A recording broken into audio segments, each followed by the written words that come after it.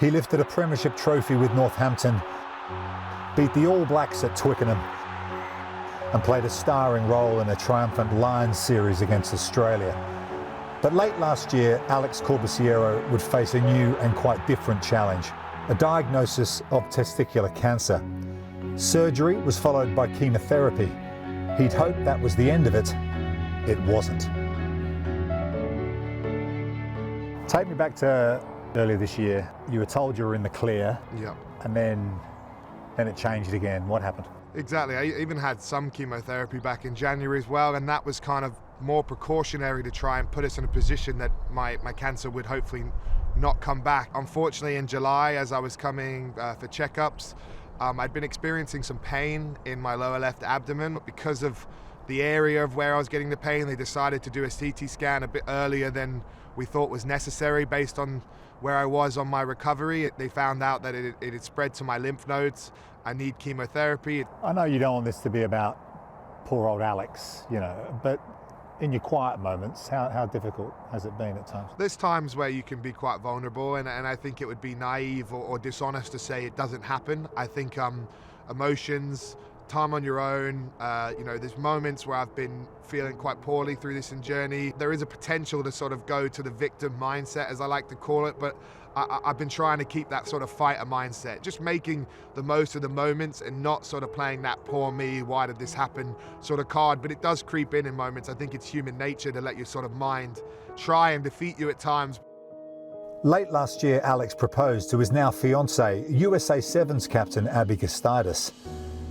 With the postponed Olympic Games brought on by the COVID pandemic and Alex's diagnosis, it hasn't quite been the engagement they were expecting. We were on this super high of Glendale winning back-to-back tournaments, and then we got engaged, and sort of first dip of Alex's diagnosis, and kind of battled through that, thinking done and dusted, and then unfortunately got the call when he was back in San Diego over the summer. How do you manage those two things, captaining an international rugby team and looking after Alex? It's been a bit of a switch up and putting him first. He's the most supportive person I know and that I have in my life, so I'm happy to be able to be there for him in his time of need. Having my fiancée Abby here has been fantastic, and the sacrifice for her to give up training time and away from her dream with all the uncertainties of the Olympics and what's happened with rugby and sevens, especially on the global scale, to be here with me and sort of have my back through this has been phenomenal. Whether it's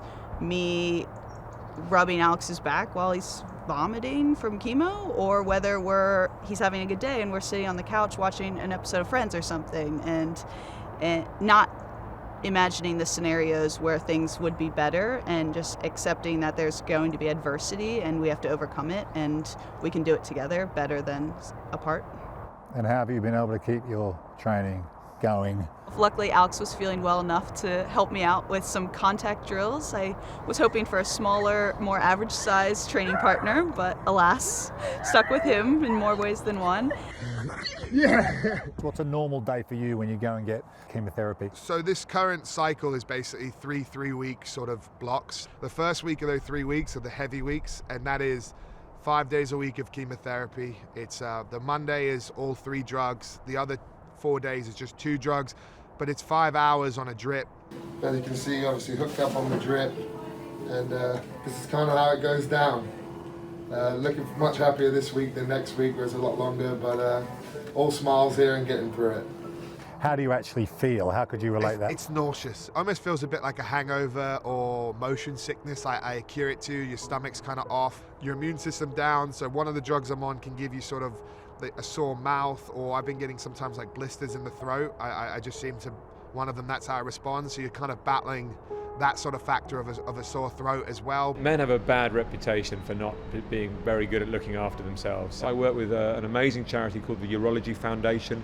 Alex has very kindly offered to get involved with them, and one of their drives is exactly this, getting men who feel that they might have a lump on one of their testicles to get in there and get it checked at an early stage. What would your message be to your average bloke and about how aware they should be about the dangers of cancers like this?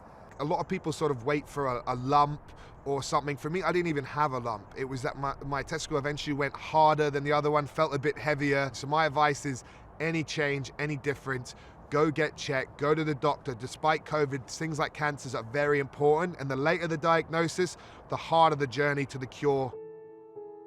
And do you allow yourself to dream that there could be a moment you're on a sideline at a Olympic Rugby Sevens event watching Abby win a medal? That is the dream. I think about that every day, and so to see it from that side, I think it will mean the most to Abby, but I think her family and me will be very close to that, cheering her on, and really that's one of the things that gives me sort of strength looking forward to that when you go through some of these tougher moments of this journey. So you even made her cry this time. Doesn't happen very often. That's what's so nice about our partnership, is sharing that passion for rugby and sport, and that's what we're after, to be on that podium in Tokyo. Alex has given me permission to share with you that he had his response scan this week, and that he's had a very, very good response in terms of how much the cancer has shrunk. We very much hope that we're going to cure him. I'm not letting cancer defeat me, and I will be back, and I look forward to it, and thanks for the support, and thanks to everyone for having my back. I appreciate it.